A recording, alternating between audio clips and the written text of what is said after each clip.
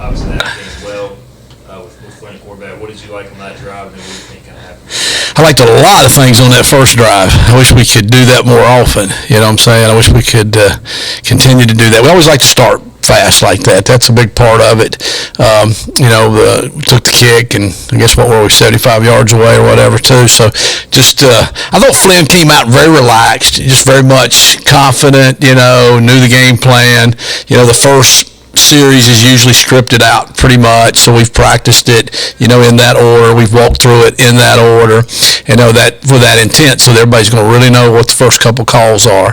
And if the defense doesn't change, you pretty much stay with that script. And he just kind of followed it and just did everything right. And kids who had a lot of energy, I think they were excited about playing.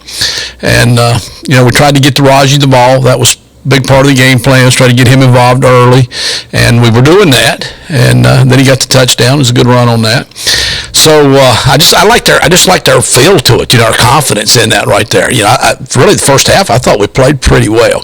A couple series in there we made some mistakes, but I would have taken the first half. We got to work on the second half now. So I told Coach Houston his pregame speech was good. Work on the halftime one now. What did Alex learn from looking at the film, those interceptions? Two of them look very similar.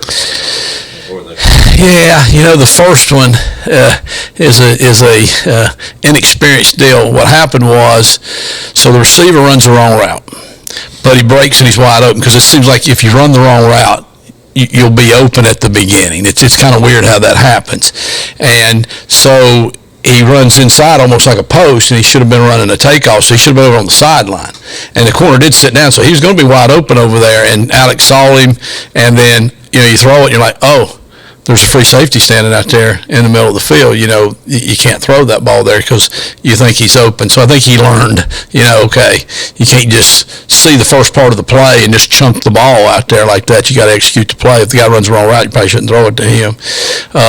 The other interception, it really hurt us. It was a big play in the game, I think, was the interception that gave them the ball on the 19-yard line. That's the one that hurts. That's the one that stings a little bit, or a lot.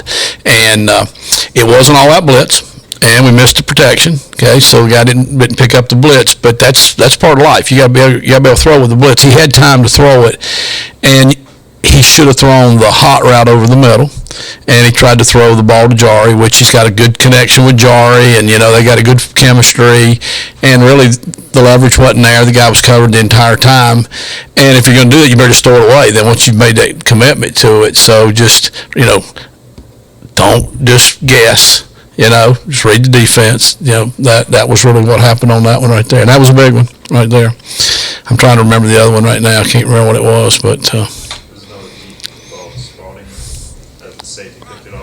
yeah, it's probably not a very good throw there. Yeah. What do you feel like happened in the second half? Was it confidence, or did that change anything defensively? Mistakes? No, I don't think they didn't change what they were doing. They don't do that. That's one. I mean, they've got the culture. That thing has been handed down since Coach Moore was there. So they do what they do, and that's why they're probably pretty good. Is they don't get away from what they do. Sometimes it didn't look very good, for them, and yet they just stay with it. I think they got that winning culture right now a little bit, which we had. We've kind of lost that a little bit. We got to get that back.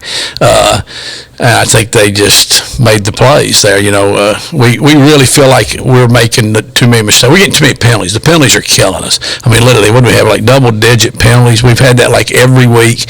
And these are penalties like guys just moving before the snap of the ball. And we had two of those. And I don't. It's hard to put you. What in the world's happening? We've not had that problem. We've had a little problem with delays, and it's a substitution deal, getting the right people in the game. And I guess that's just, we got a lot of new coaches and new people. We're not communicating very well, and we got to do a better job of that. And we practice it like that all the time. You know what I'm saying? We don't practice it differently in the game than we do in practice. We do it exactly the same way. From the time every play we run, it's signaled in, it's on the system, and the whole bit. And we sub people in and out like that too, but we're still making a lot of those mistakes. And then we're getting a lot of holding calls.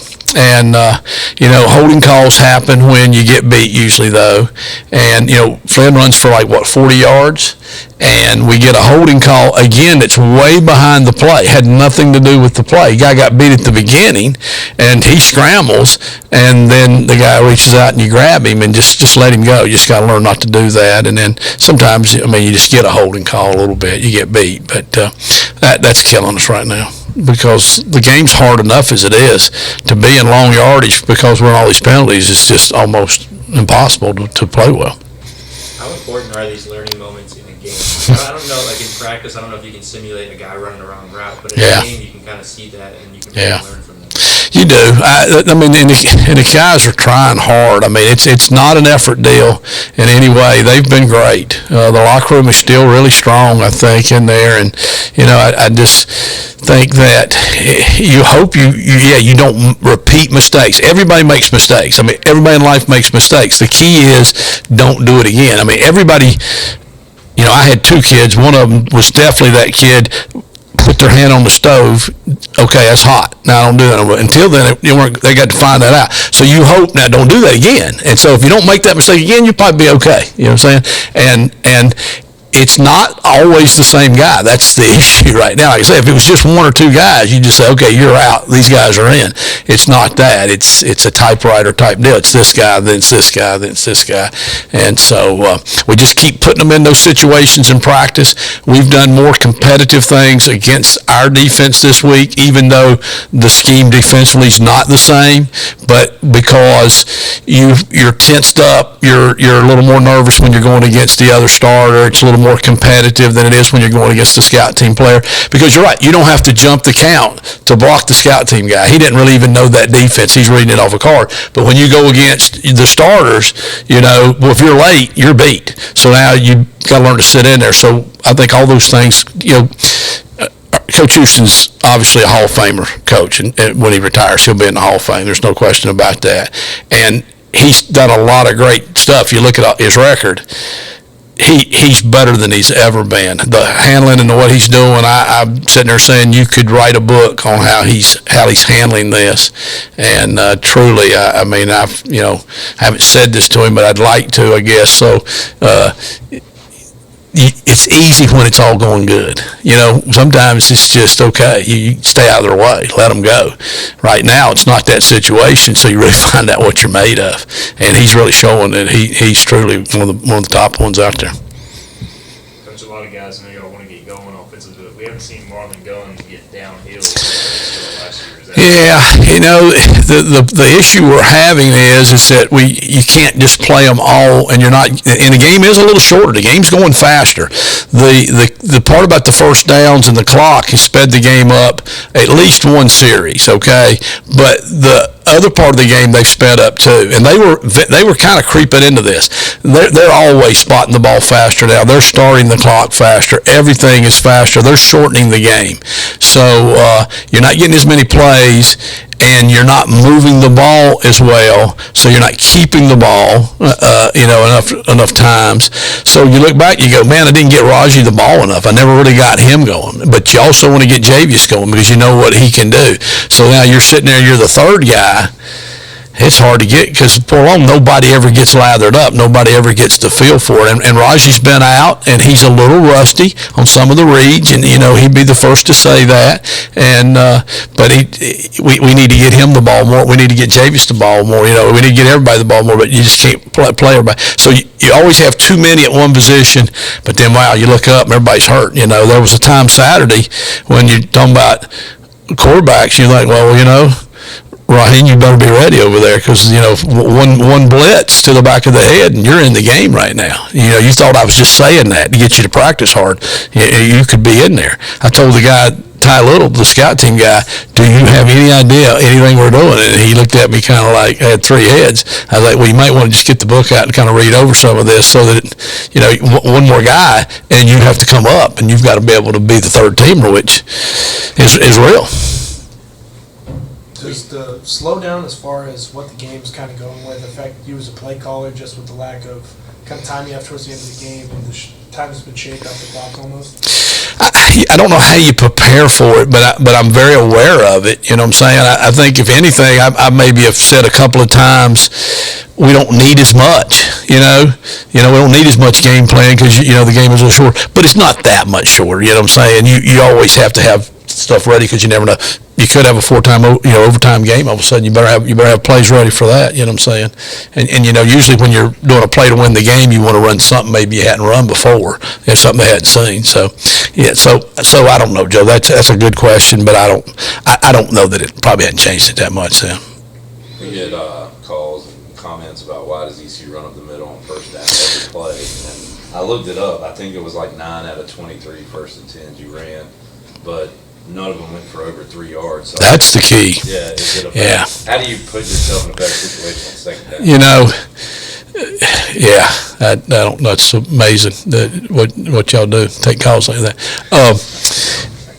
We don't really just run it up the middle. Sometimes it cuts up the middle, you know what I'm saying, like that. Sometimes it's an RPO to where it depends on what the defense does, And so if it was 9 out of 23 runs, I'm not the best math student, but I know that's less than 50%. We like to stay balanced. We really do. And I think we're probably really, really close to being balanced like that. There was a time last week when I said, because we're charting it, we're checking it, and I said, yeah, we probably need to just start throwing it a little bit more on first down because we're not because we want to, but because we're not making it enough yards. And that's the big thing.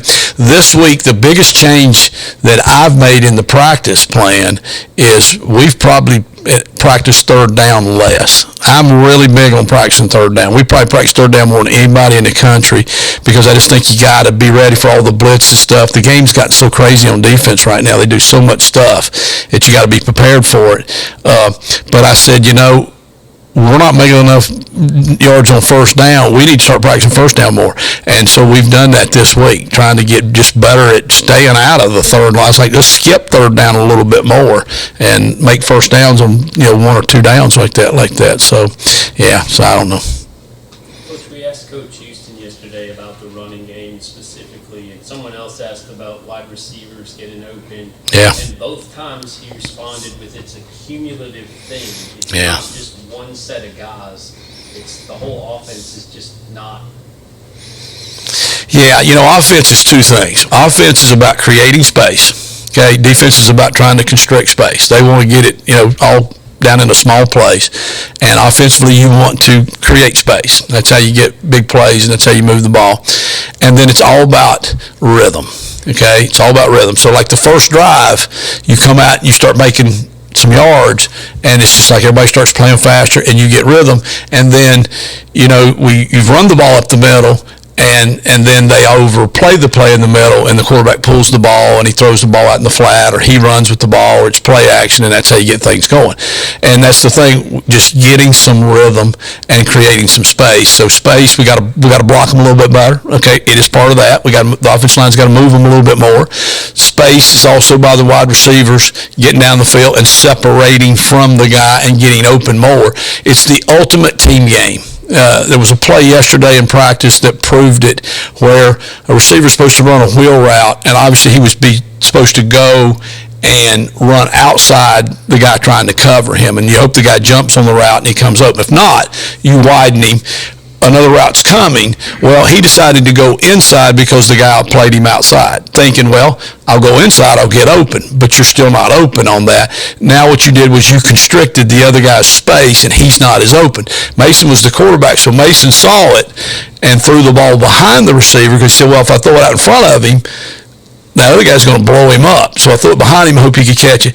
Well, he flipped his hips. He went to go out and make the guy. So everybody made everybody's job harder. By you not running the route correctly and creating that space, you made the quarterback throw the ball more behind the guy. Now he's got to make a tougher catch. So it's all like that. And then, of course, if you're protected and you can nice throwing lane, it's much easier to throw it than it is if you got some guy. So everybody depends on everybody, and that's the thing. A lot of times you can just really, really stink in this in this thing, and then all of a sudden you can get really good. I know y'all get a lot of bad calls. Okay, so I stay away from all that. I would have no idea because nobody ever says anything to my face.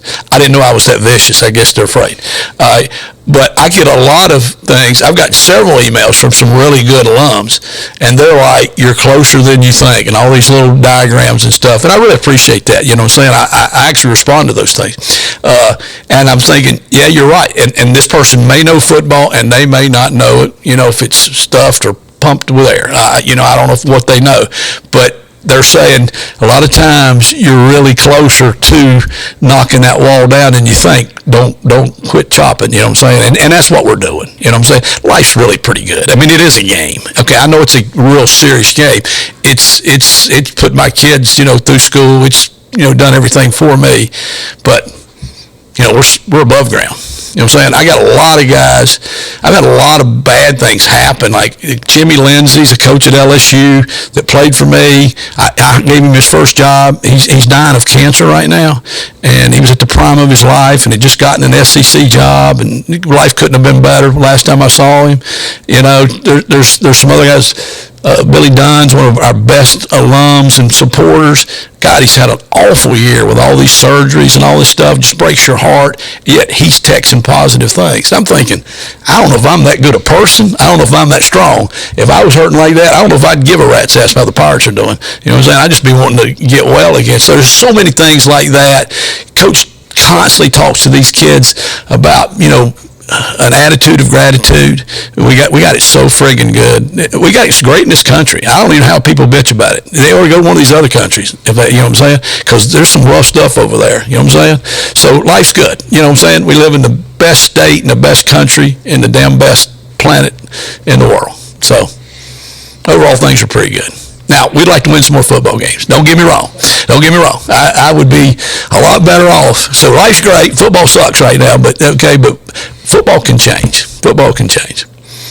All right, that's my rant. I appreciate you guys.